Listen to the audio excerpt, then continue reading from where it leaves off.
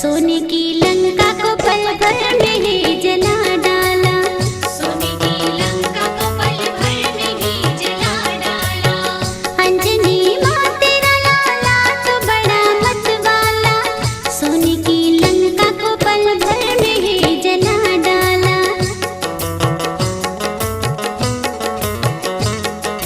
हाँ, सोने की लंका को पल भर में ही जला डाला।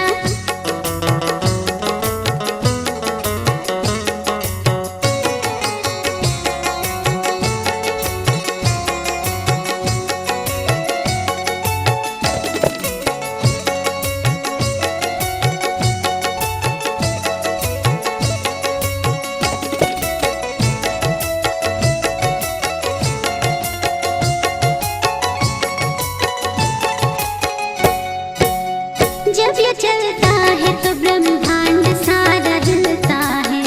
जब ये उड़ता है तो अंबर भी कांप उठता है।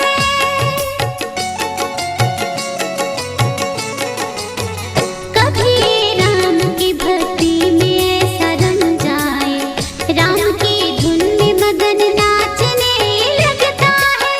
प्रभु श्री राम का प्रभु श्री राम का ये भक्त है सोटे वाला। सोने की लंका को पल भर में ही जला डाला। सोने की लंका को पल भर में ही जला डाला। हाँ, सोने की लंका को पल भर में ही जला डाला। सोने की लंका को पल भर में ही जला डाला।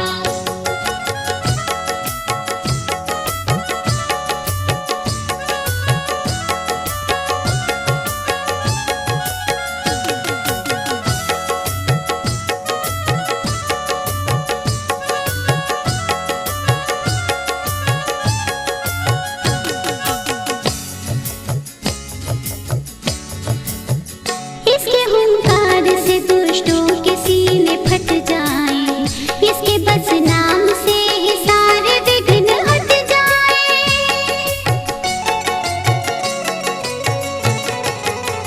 बड़े बलवान है, महावीर है बजरंग बाला। इसके सम्मुख न कोई दुष्ट कभी टिक पाए। इसकी तारीफ क्या करो, ये वीर है आला। सोने की लंका को पल भर में ही जला डाला। सोने की लंका को पल भर में ही जला डाला। हाँ, सोने की लंका को पल भर में ही जला डाला। सोने की लंका को पल भर में ही जला डाला।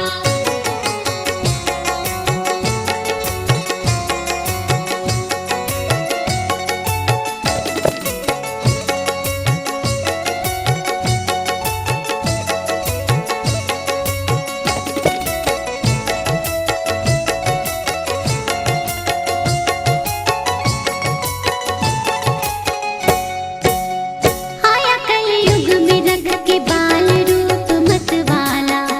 अपने भक्तों की रक्षा करने को सोटे वाला।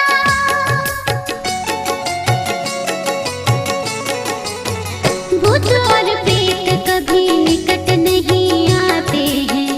बड़ा बलवान है बैरागी बजरंग बाला। जिसने दर्शन किया वो भक्त है किस्मत वाला। सोने की लंका को पल भर में ही जला डाला। सोने की लंका को पल भर में ही जला डाला। हाँ, सोने की लंका को